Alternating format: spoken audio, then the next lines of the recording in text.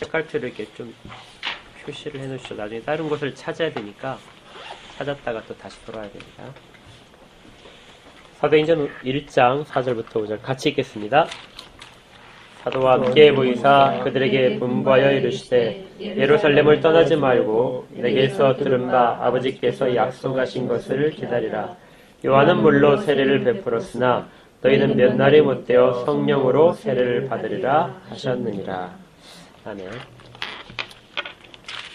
앞으로 몇 주에 걸쳐서 성령으로 세례를 받으리라 하는 제목으로 말씀을 나누고자 합니다. 먼저 성령으로 왜 세례를 받는 것이 필요한가?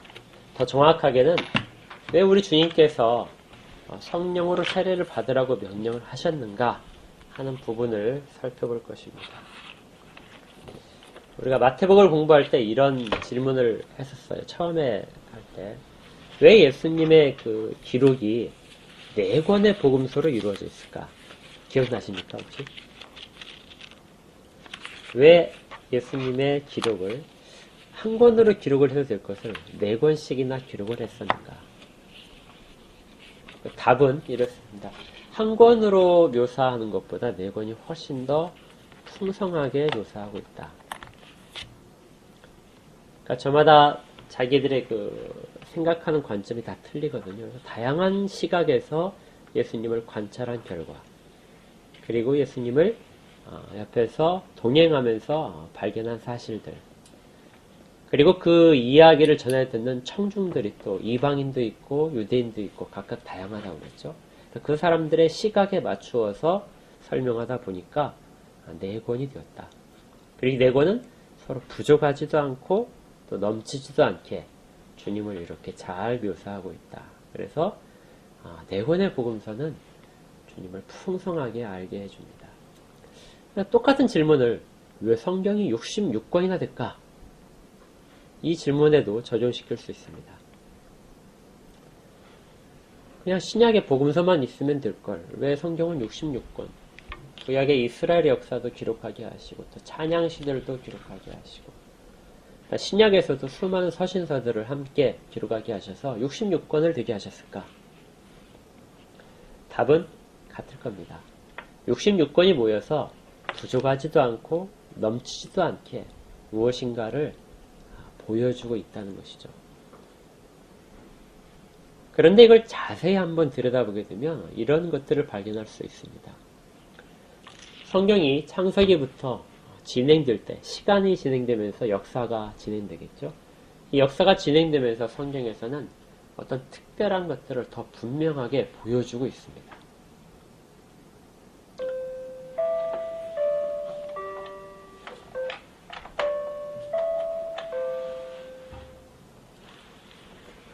창세기보다는 출애굽과 더 분명하게 보여주는 무엇인가가 있다는 것이죠.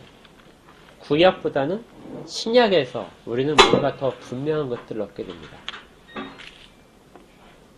그러니까 우리가 먼저 기억을 해야 될 것은 구약에서부터 신약으로 이어지고 마지막 계시록까지 이어지는 전 과정에서 무엇인가가 시간이 지나면서 점점 뚜렷해진다는 겁니다. 그것이 무엇인가? 이것은 이제 성경을 관통하는 주제라고 합니다.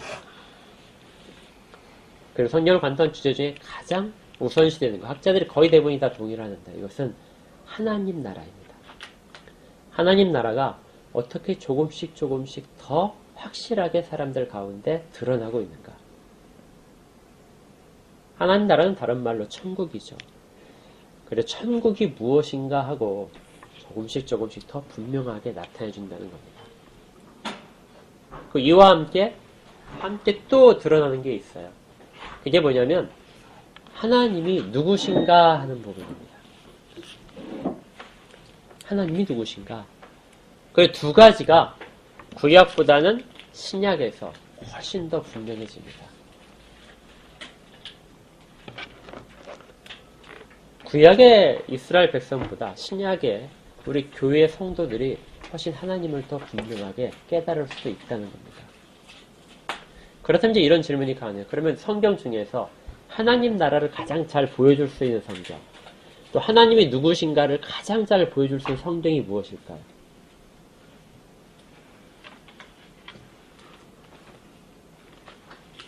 답은 아주 쉬운데.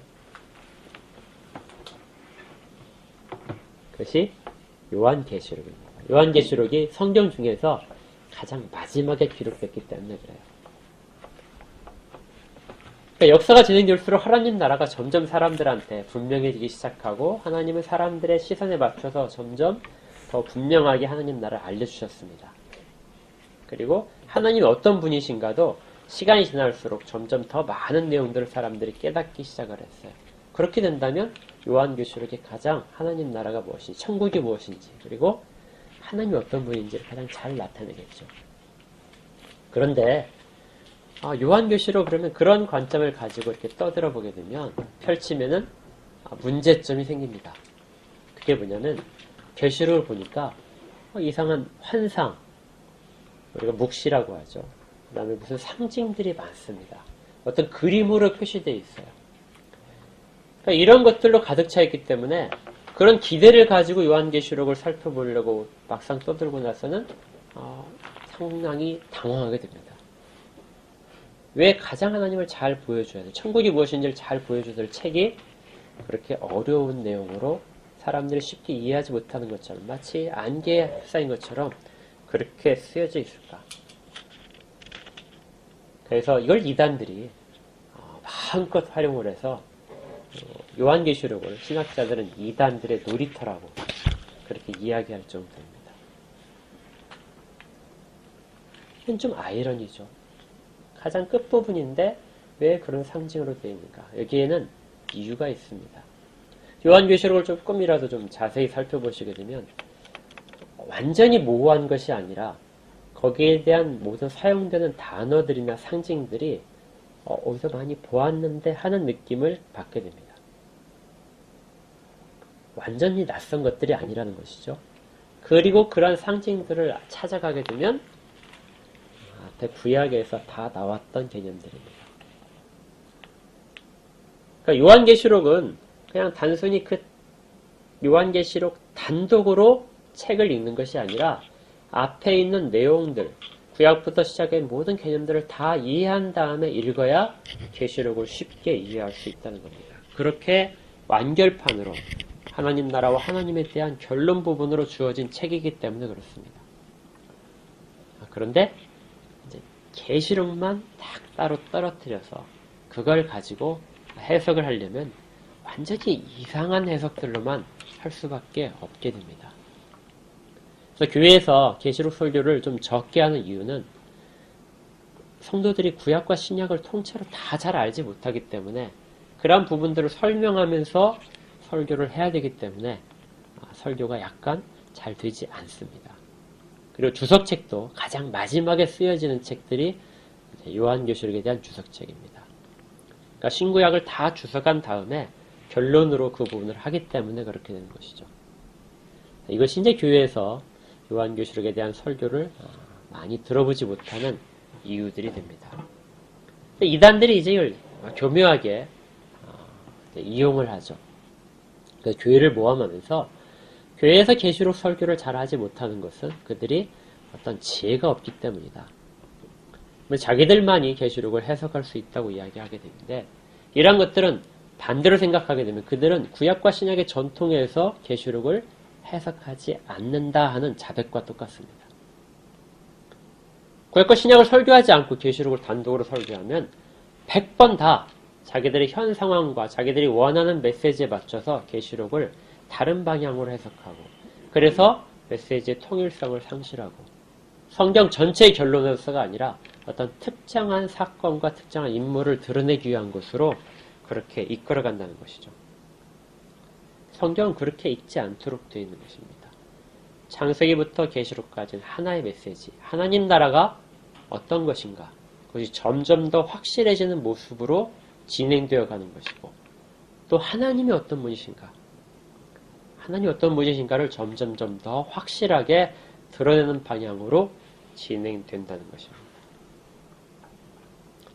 이제 다시 성경 앞에 있는 부분으로 돌아가서 그러면은 하나님 나라가 무엇인가 그리고 하나님이 어떤 분이신가를 두 개를 연결시키는 단어가 성경에 하나가 있습니다. 굉장히 중요한 단어인데요. 우리 지난번에 살펴봤던 마태복음 성경 공부하면서 살펴봤던 단어인데요. 그것이 임마누엘입니다. 기억나시죠? 임마누엘. 임마누엘이란 말 뜻은 하나님이 우리와 함께 계신다 하는 뜻입니다. 그러니까 임이라는 단어는 함께라는 뜻이에요. 아람말 이제 히브리 말로 함께라는 뜻이고, 그 다음에 아누 이렇게 됩니다. 아누는 우리라는 뜻이에요. 우리와. 그리고 엘이라는 단어는 엘은 하나님입니다. 그러니까 이 말을 쭉 풀었으면은 하나님이 우리와 함께 계신다 하는 뜻입니다. 이 단어가 어디서 처음 나왔죠? 성경에서 처음 나온 곳은 이사야서 7장 14절입니다. 여기 책갈피로 이제 놔두시고 이사야서를 이제 찾겠습니다.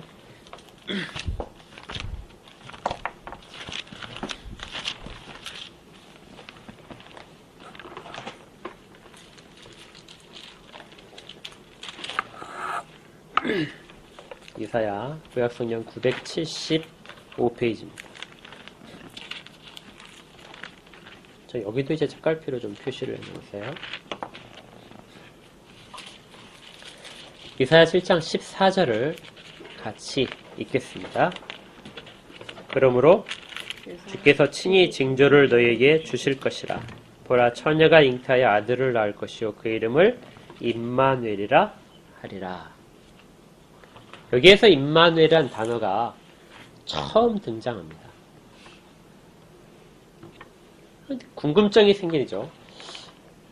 왜 하나님은 여기에서 하나님이 함께 계신다 하는 이 말을 여기에서 처음으로 나타내셨을까? 그러면 그 이전에는 하나님이 함께 계신다는 것이 없었을까? 분명히 있었습니다.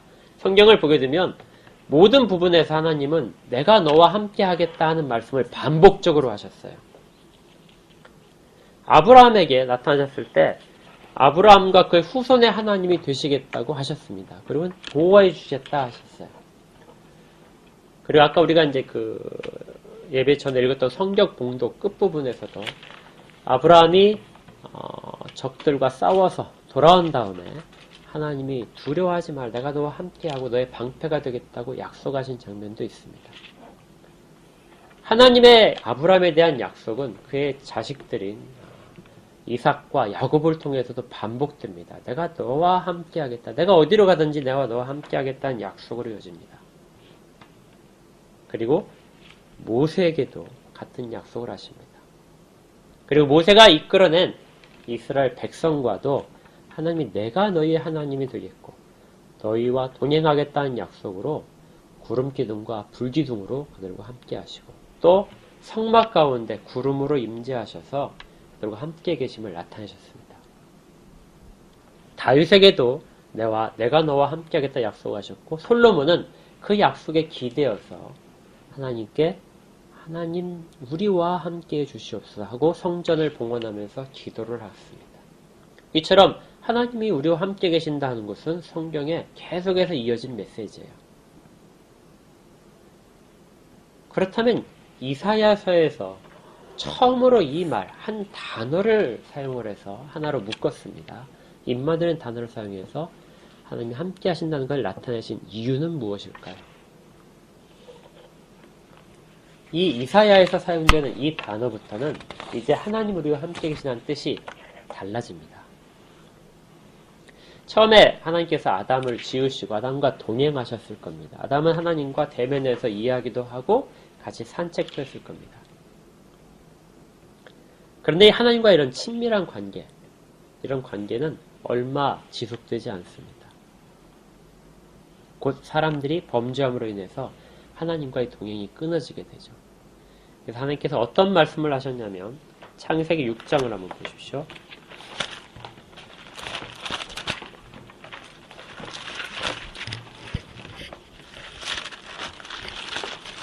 창세기 6장 3절을 보시면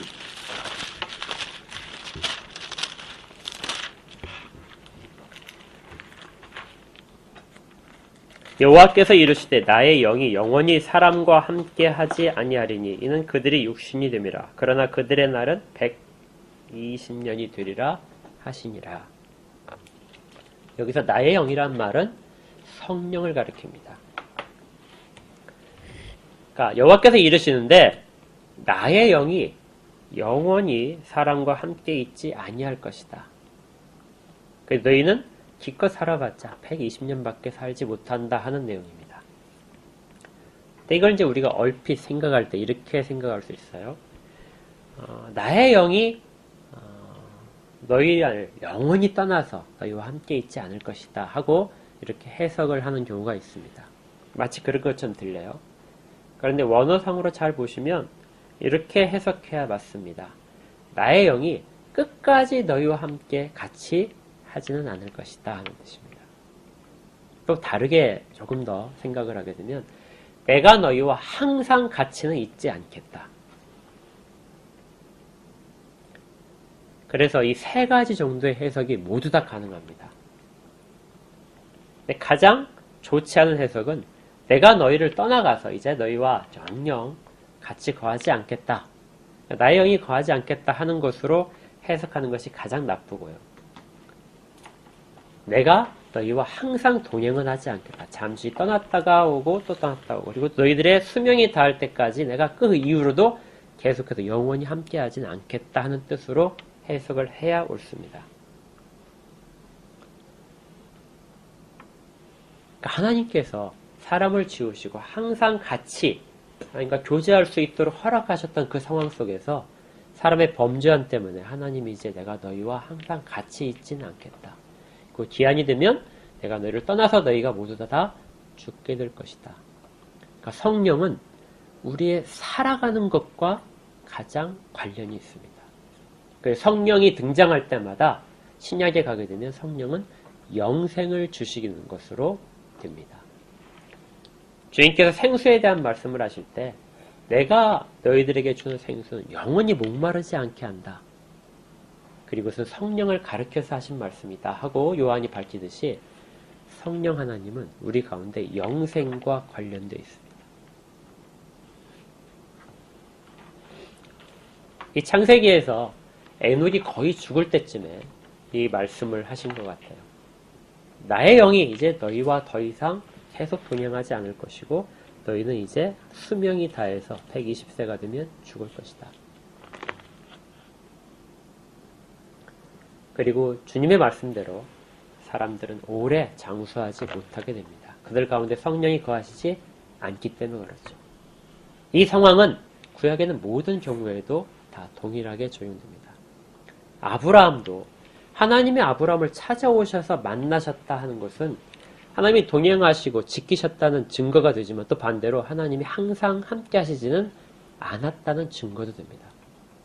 가셨다가 사자를 대신 보내셔서 사자를 통해서 말씀하시는 장면들, 이것은 하나님이 항상 함께 하시는 것은 아니라는 거죠. 이스라엘 백성이 광야에서 장막에서 하나님을 만날 때도 그때 하나님은 구름 기둥으로 임재를 보여주셨는데 그렇지 않을 경우도 있었다는 겁니다. 그런데 이 하나님이 함께 하심이 일시적이고 어떤 특정한 장소와 사람을 통해서 이루어지던 것들이 이사야서 7장 14절에 한 아이가 태어날 텐데 그 아이의 이름을 임마누엘이라 하는 말에서는 다르게 들립니다. 이제는 너희를 떠나지 않겠다는 것입니다. 이 아이가 사람들과 같이 거하면서 같이 생활하고 같이 먹고 그렇게 하면서 이 아이는 생활을 할 것입니다. 이전에 여호와의 사자처럼 떠나서 갔다가 나중에 다시 오고 1년에 한 번씩 오고 이런 경우가 아니라 여호와께서 늘 그들 눈앞에서 같이 계시겠다는 뜻입니다. 그럼 이 아이가 과연 누구이길래 그렇게 하나님이 함께 하시는 증거가 될 수 있는가? 다시 이사야서로 보십시오. 이사야서 9장을 보겠습니다. 이사야 9장에서 이 아이가 할 일들이 나옵니다.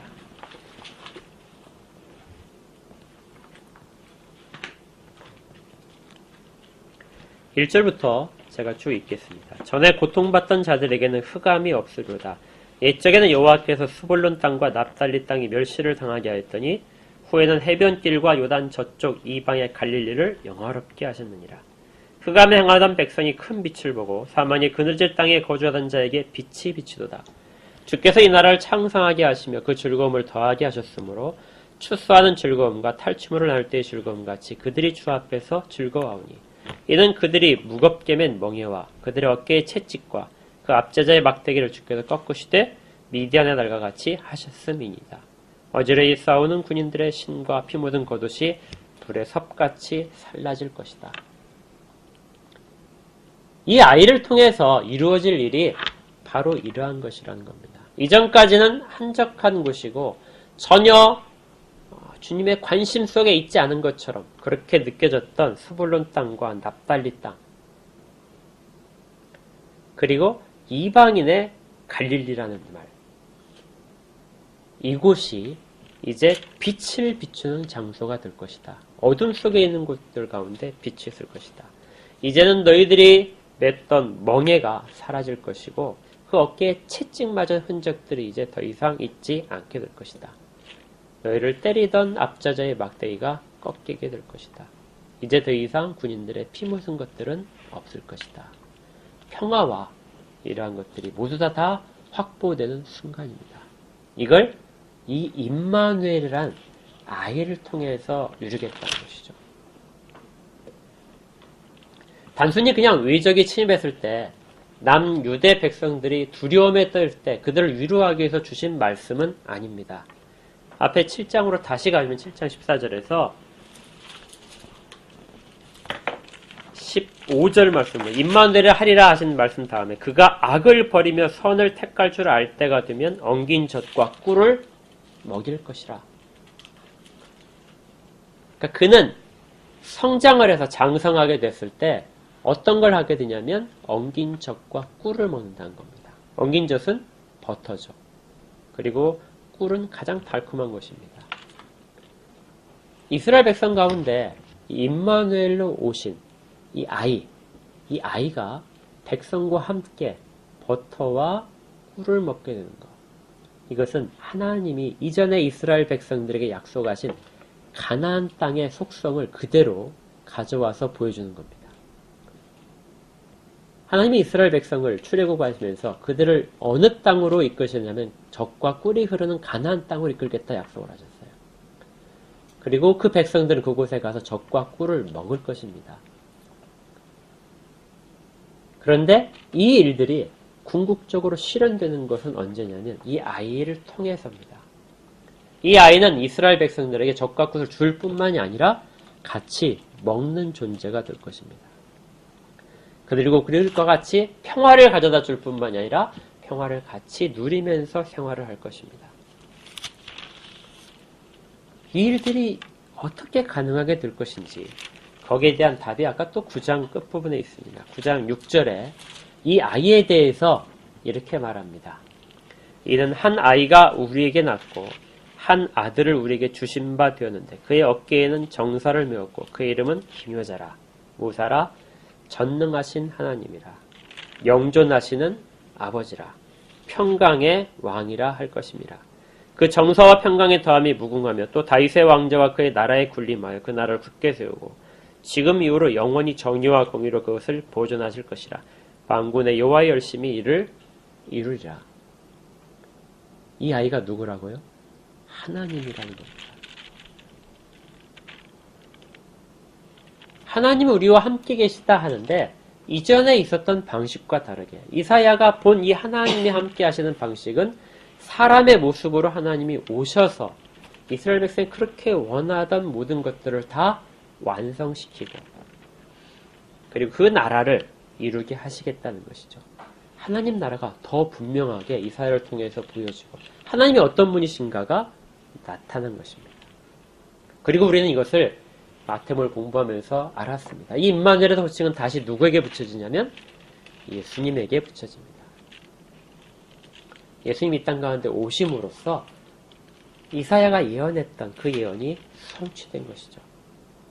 그리고 예수님은 사역을 하시는데 마태는 이 사역하시는 모습을 이사야 9장 1절부터 스불론 땅과 납달리 땅과 이방의 갈릴리가 빛을 보게 된 이 이야기를 통해서 예수님이 바로 그분이라는 것을 증거해 줍니다. 예수님은 하나님 나라를 이 땅 가운데 가져오시고 그 땅의 통치자로서 임하실 것이고 하나님의 백성들에게 풍부함을 주실 것입니다. 그리고 하나님이 함께 계심을 이루어내실 것입니다. 그런데 그러면 주님이 오시면서 이런 일들이 이루어졌는가? 그렇진 않습니다. 주님이 땅 가운데 오신 다음에 주께서 어떤 일을 하시게 되냐면 마태복음을 한번 보십시오.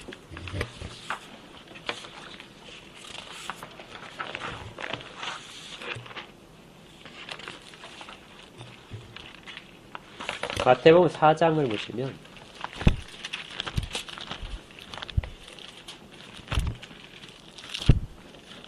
4장 7절입니다.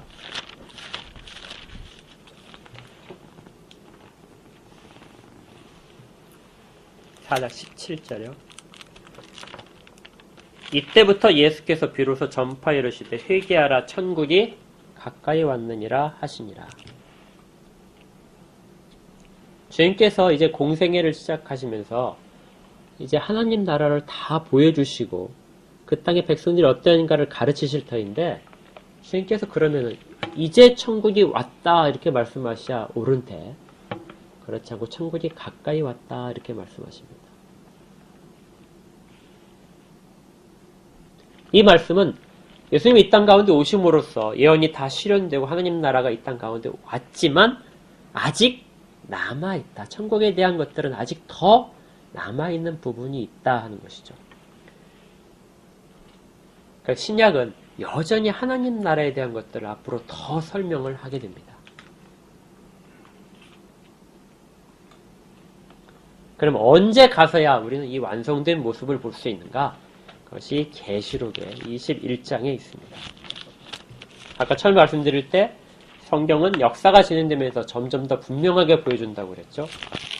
계시록 21장에 가서야 비로소 우리는 하나님 나라가 어떤 방식으로 이 땅 가운데 오는가, 하나님은 어떤 분이신가 하는 것들을 마지막 최종적으로 발견을 하게 됩니다. 21장을 한번 봐보십시오. 21장 1절에 또 내가 새 하늘과 새 땅을 보니 처음 하늘과 처음 땅이 없어졌고 바다도 다시 있지 않더라. 또 내가 보매 거룩한 성 새 예루살렘이 하나님께로부터 하늘에서 내려오니 그 준비한 것이 신부가 남편을 위하여 단장한 것 같더라. 내가 들으니 보좌에서 큰 음성이 나서 이르되 보라 하나님의 장막이 사람들과 함께 있으며 하나님이 그들과 함께 계시리니 그들은 하나님의 백성이 되고 하나님은 친히 그들과 함께 계셔서. 이전에 있던 하늘과 땅들은 다 사라지게 될 거라는 겁니다. 그리고 바다도 사라질 것입니다. 이 바다가 사라진다는 것은 계시록 13장에서 성도들을 괴롭히는 짐승이 바다로부터 등장을 합니다. 그 땅에서부터 한 짐승이 또 나와서 그 두 짐승이 용과 같이 사람들을 핍박하게 됩니다. 이제는 그 모든 것들이 사라질 거라는 것이죠. 이제는 하나님을 적대하고 우리 주님을 적대하는 세력들, 성도들을 괴롭게 하는 것들이 다 근원이 사라질 것이라 하는 약속입니다. 그런데 이 하늘과 땅이 사라지는 건 그것뿐만이 아닙니다. 하늘은 구약의 백성들에게 있어서 하나님이 계신 곳입니다. 땅은 사람들이 살아가는 곳입니다. 하나님이 계신 곳은 영원한 기쁨과 평안만 있는 것이고 땅은 궁핍함과 눈물과 아픔이 있는 곳입니다. 전쟁과 피 흘림과 죽음이 있는 곳이죠. 하늘과 땅은 구약에 있어서 그리고 이 21장 바로 앞에까지 구분되어 있는 장소입니다. 하나님은 하늘로부터 사람을 만나시기 위해서는 내려오셔야 될 거예요. 땅에 있는 사람들이 하나님을 만나기 위해서는 하나님께서 특별하게 그들을 데리고 올라가셔서 보여주셔야만 하나님 나라를 알 수 있었습니다. 그런데 2절을 보십시오. 하나님이 계신 새 예루살렘, 그곳이 이 땅 가운데로 내려옵니다. 땅에 이제 하나님이 계시는 성이 완성이 됩니다. 이 말은 하늘과 땅의 구분이 사라지는 것이죠. 하나님이 계셨던 하늘이 이제는 이 땅 가운데 새 예루살렘으로 내려온다는 것입니다. 그 땅에는 이전까지 있었던 땅의 특징들이 사라지고 이제 가장 거룩한 곳으로 바뀌는 것입니다. 하늘과 땅이 이제 구별이 사라지는 것. 이것이 새 하늘과 새 땅의 모습입니다. 근데 이걸 뭐라고 말씀하시냐면 3절에 다시 이렇게 됩니다. 보좌에서 큰 음성이 나서 이르되 보라 하나님의 장막이 사람들과 함께 있으며 하나님이 그들과 함께 계신다. 이것이 임마누엘입니다. 구약의 이사야가 예언을 했고 주님의 탄생으로 인해서 이 임마누엘이 실현됐다면 하나님이 정말 계신 모습은 언제 가장 확실하게 최종적인 결론이 나냐면 새 예루살렘이 이 땅 가운데 하늘로부터 내려올 때 하늘과 땅의 구분이 사라질 때 그때 비로소 하나님이 너희와 함께 계시겠다는 모든 최종적인 약속이 실현되는 것이고 이제는 어떤 것도 하나님과 우리를 구분하지 않게 될 것입니다. 이때 어떤 일들이 발생하냐면 4절입니다. 모든 눈물을 그 눈에서 닦아주시니 다시는 사망이 없고 애통하는 것이나 곡하는 것이나 아픈 것이 다시 있지 않을 것이다. 이것이 천국의 모습이고 사랑 가운데 내려오시는 하나님의 최종적인 모습입니다. 이것이 우리 주 예수 그리스도의 재림입니다. 아까 우리가 찬양할 때도 영혼에 잇대어서 살아가게 하옵소서 하는 말은 이것이 우리 가운데에서 반드시 이루어질 것을 믿으면서 살아가야 된다 하는 것입니다. 우리가 이것을 천국을 소망하는 것이에요. 천국은 어떤 장소적인 개념이 아닙니다. 천국은 어떤 시간적으로 가장 마지막에 있는 개념이 아니라 하나님이 우리와 함께 계시는 것이 천국이고 거기에 대한 가장 확실한 개념은 임마누엘로 나타나는 것이죠.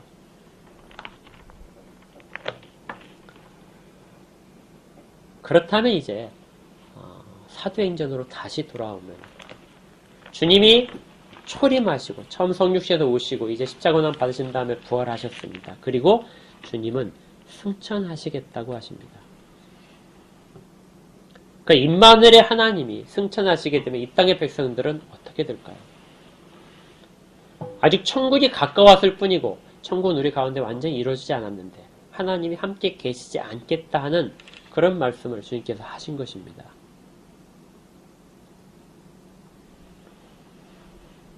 그러면 종말의 순간까지 주님이 다시 재림하실 때까지 하나님의 백성들이 이 땅 가운데서 어떻게 살아갈까요? 여전히 고통이 있는 곳에, 눈물이 있는 곳에, 싸움과 미움이 있는 곳에 백성들은 그와 같이 그냥 버려질까요? 주님은 하나님이 다시 오실 것이다 말씀하십니다. 그것이 성령이 너에게 임하실 것이라 하는 겁니다. 성령 하나님은 우리 가운데 임마누엘로 다시 오셨습니다. 사도들에게 사도행전의 교회가 출발하기 전에 성령 하나님이 오심으로써 이 교회가 시작됐던 것이죠. 그리고 우리에게도 성령 하나님이 찾아오셔서 같이 하십니다. 이전까지는 하나님이 일부 지역에서만 어떤 특정한 사람을 만나심으로써 하나님이 임재하심을 나타내셨다면 그 주님께서 육신을 입고 이 땅 가운데 오셨을 때는 어떤 특정한 지역에서만 계셨다면 성령 하나님은 영이시기 때문에 우리 가운데 차별 없이 편만하게 거하실 수 있습니다. 모든 사람이 각자 개인적으로 성령님이 찾아오셔서 그 안에 거하신다는 것입니다. 임마누엘의 그 뜻이 이제 바르게 우리 가운데서 실현되고 있는 것이죠. 그렇지만 이건 역시 완성된 형태는 아닙니다. 우리는 아직 하나님을 뵙지 못했습니다. 하나님 우리와 다시 만나실 것이에요. 그 만나신다는 장면이 22장에 나옵니다.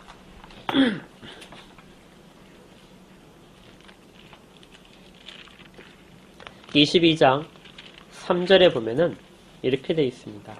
다시 저주가 없으며 하나님과 그 어린 양의 보좌가 그 가운데 있으리니 그의 종들이 그를 섬기며 그의 얼굴을 볼 터이요. 뭐라고 되어 있죠? 하나님의 얼굴을 볼 것입니다. 그러니까 우리 주님 어린 양으로 표시된 우리 주 예수 그리스도를 다시 우리 눈으로 다 목격할 것인데 하나님을 볼 것이라는 겁니다. 구약의 백성들 하나님을 보면 어떻게 되냐면 죽습니다. 그 영광스러운 위험을 맞이할 수 없어요.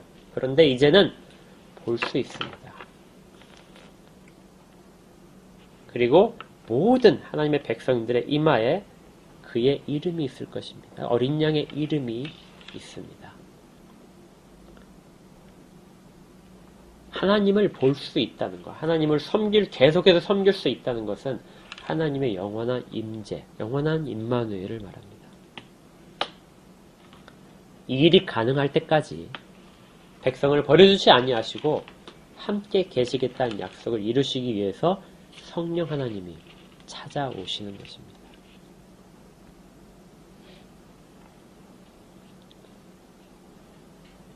우리는 이 끼인 시대 사이에 있습니다. 임마누엘로 우리 주님이 오셨고 또 최종적인 임마누엘 완성하시기 위해서 오실 것인데 그 사이에 끼인 시대 성령 하나님의 임재로 보호받는 백성으로서 살아가는 시대가 바로 우리의 모습입니다.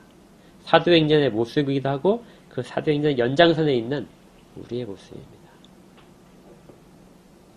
하나님 우리와 함께 계시다는 이 말 얼마나 큰지 모릅니다. 그래서 우리는 종말이 두렵지 않습니다. 하나님이 시작하신 일들 가운데서 그 가장 아름다운 극치의 모습들을 볼 수 있는 시간이 바로 그때이기 때문에 그렇죠. 그리고 그것은 교회가 더 커짐으로써 세상의 성도들이 더 커짐으로써 앞당겨지는 것도 아니고요. 이단이 말하는 것처럼 14만 4천이 채워져야 천국이 오는 것도 아닙니다. 이것은 우리 가운데 이미 들어와 있는 천국입니다. 그리고 우리는 그 보장을 받은 성령 하나님 우리에 찾아오심으로써 더 나은 것이 있다는 보장을 받은 사람들인 것이죠. 그런 마음으로 그리고 그런 지식을 가지고 우리의 신앙생활이 이 땅 가운데서 이루어져야 됩니다.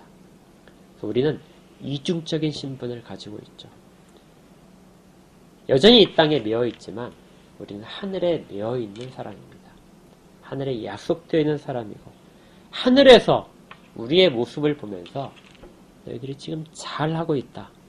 주님의 칭찬하심을 받는 그런 사람들입니다. 이걸 깨닫게 하시는 분이 성령님이십니다. 말씀을 깨닫게 하시고 우리의 살아갈 바에 대한 지혜를 주시고 우리를 가끔은 책망하시며 우리를 이끌어 가십니다. 이 부분이 바르게 서 있다면 우리는 이 땅의 신앙생활이 즐거울 수밖에 없습니다. 그리고 주를 높이는 일들이 얼마나 큰 일이고 자랑스러운 일인지를 알게 됩니다. 이 땅이 우리의 모든 최종적인 목적지가 아니라 마지막 주님 우리를 부르실 때가 최종적인 목적지라는 것을 다시금 깨닫게 됩니다. 이 땅을 무기력하게 사는 것이 아니라 훨씬 더 자신감을 가지고 만족해하며 주의 주신 은혜로 충만함을 이루며 그렇게 우리는 살아가야 되는 것이죠. 이런 은혜가 주께서 함께 하신 은혜가 모두에게 있기를 주의 이름으로 축복합니다. 기도하겠습니다. 하나님 아버지, 저희를 버려두시지 아니하시고 저희 가운데 하나님이 직접 찾아와 하셔서 저희들 심령 가운데 거하시며 같이 대화하시고 또 일깨워 주시며 저희를 이끌어가고 계심을 감사드립니다.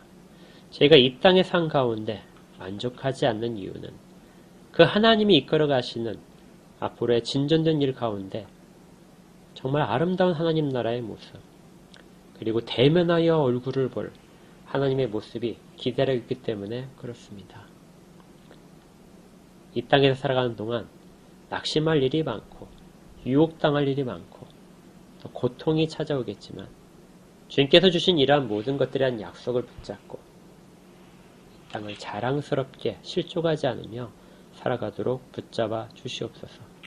그리고 그 약속에 의지하여 주께 바랄 것들을 가장 정확하게 구함으로써 더 강한 힘을 얻고 더 강한 명예를 가지고 주님의 이름이 저희 가운데 있음을 늘 기억하며 살아가도록 인도하여 주시옵소서. 그렇게 살아갈 때 더 큰 하나님의 은혜로 저희들을 채우실 것을 믿습니다. 예수님 이름으로 기도합니다. 아멘.